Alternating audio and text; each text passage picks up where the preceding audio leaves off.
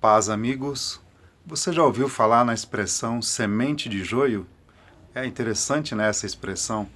Pois é, Jesus, quando contou a parábola do joio e do trigo, em Mateus, no capítulo 13, versos 24 a 30, ele nos deixou um conceito e uma advertência.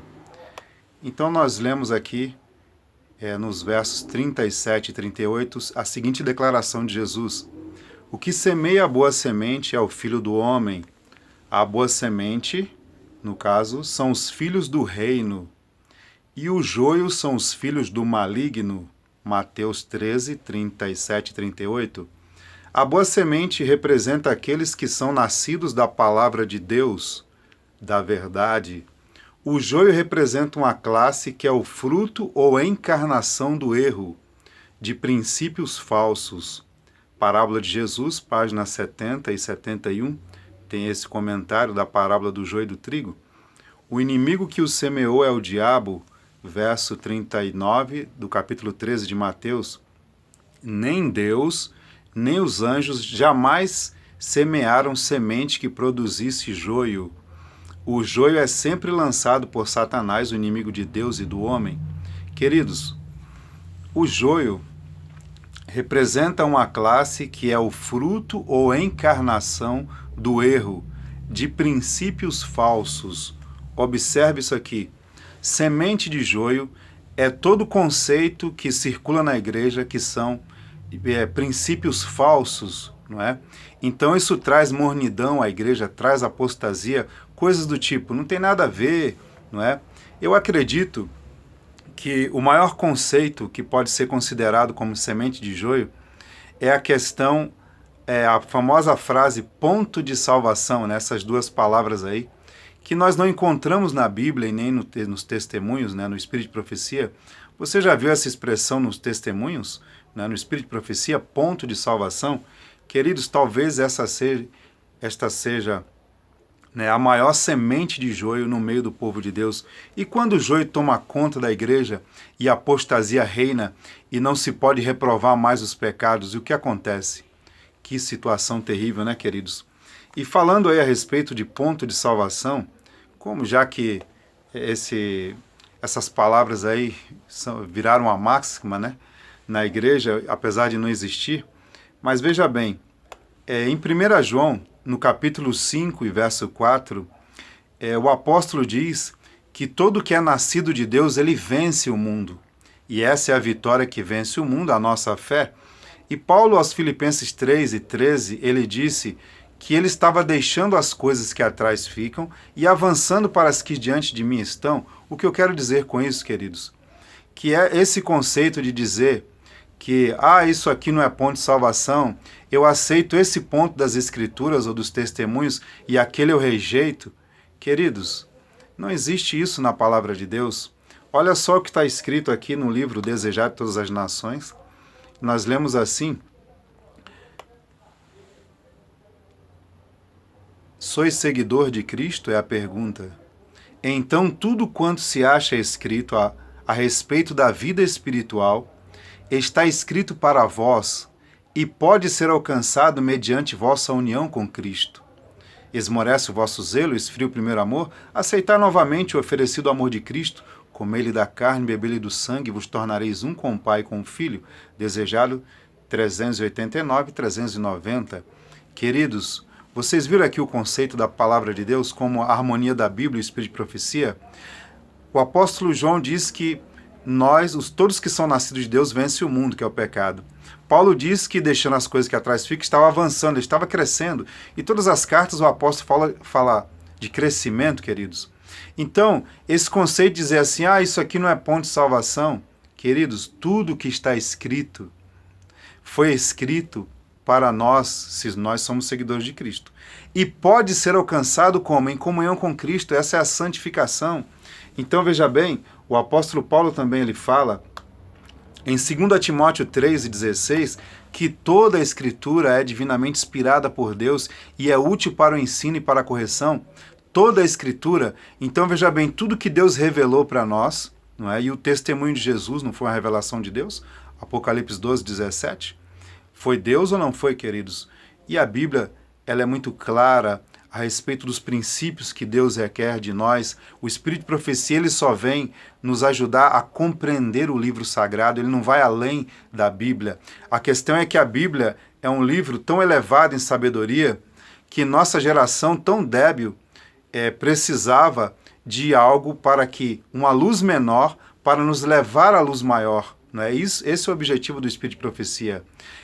Não acrescenta nada à Bíblia, apenas nos ajuda a compreendê-la. Então, queridos, esse conceito de que quando nós ouvimos algo da Bíblia ou do Espírito de Profecia, que estão em harmonia, algum princípio que Deus requer de nós, algum conselho, e aí nós ouvimos a frase, isso não é ponto de salvação, queridos, está claro, essa pessoa está rejeitando. Ela pode estar fazendo isso de uma maneira equivocada, porque já recebeu assim, já nasceu no meio de uma situação de uma igreja em apostasia, em mornidão, que acostumou a escolher o que vai fazer, o que não vai da palavra, do Espírito de Profecia, e a dizer, não, isso não é ponto, eu não quero, eu aceito esse ponto da palavra, mas aquele não é ponto de salvação. Queridos, eu espero que você esteja entendendo que não existe esse conceito na Bíblia nem no Espírito de Profecia. Agora nós vamos falar sobre prova de comunhão, o que talvez as pessoas queriam dizer com ponto de salvação. A questão é o seguinte, tudo que está escrito para nós, não é verdade? E pode ser alcançado. Mas não cabe a mim ou algum membro impor aos outros algum conceito. Aí sim, aí nós estamos no caminho certo. Não podemos pegar parte da Escritura ou dos testemunhos e ficar impondo às pessoas. Deus não nos deu essa autoridade. Ensinar a verdade, sim. Nós devemos semear a palavra, a boa semente, mas não impô-la. Mas o ministério, porém, Deus deu autoridade para que pudesse estabelecer doutrinas. Estabeleceu o que seria a prova de comunhão. O que será essa prova de comunhão? Prova de comunhão são as doutrinas básicas de uma igreja, que você precisa atender essas doutrinas para se tornar membros, entendeu? Para se tornar membro, dessa igreja. Então, são aquelas doutrinas básicas, que você precisa aceitar para ser batizado. Então, veja bem, em Mateus 18, Jesus disse, em verdade vos digo que tudo que ligardes na terra será ligado no céu, e tudo que desligardes na terra será desligado no céu. Estas palavras de Cristo conservam sua autoridade em todos os tempos. Isso está no terceiro testemunho, esse comentário, terceiro testemunho, sei lá, 34. A igreja foi conferido o poder de agir em lugar de Cristo. É a agência de Deus para a conservação da ordem e disciplina entre seu povo. A ela o Senhor delegou poderes para dirimir todas as questões concernentes à sua prosperidade, pureza e ordem. Sobre ela impôs a responsabilidade de excluir de sua comunhão os que dela são indignos por seu procedimento anticristão, acarretando desonra à causa da verdade.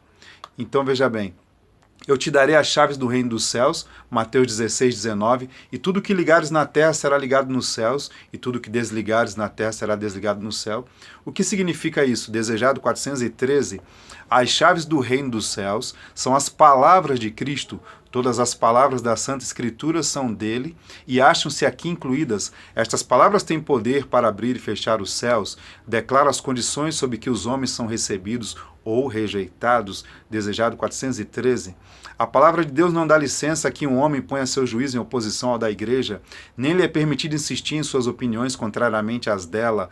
Caso não houvesse disciplina e governo eclesiásticos, a igreja se esfacelaria, não poderia manter-se unida como um corpo. Sempre tem havido indivíduos de espírito independente, pretendendo estar certos e que Deus os havia ensinado, impressionado e guiado especialmente e agindo independente. Primeiro Testemunho Celeste, página 390. Então, queridos, onde eu quero chegar? Eu vou ler mais um texto do primeiro Testemunho 395 e você vai entender. Cristo dá poder à voz da igreja. Em verdade vos digo que o que ligares na terra, o mesmo texto de Mateus 18, não se apoia coisa alguma como seja um homem, por sua própria responsabilidade, desviar-se e advogar as ideias que bem lhe parecerem, a despeito do juízo da igreja. O mais alto poder abaixo do céu concedeu o Senhor à sua igreja.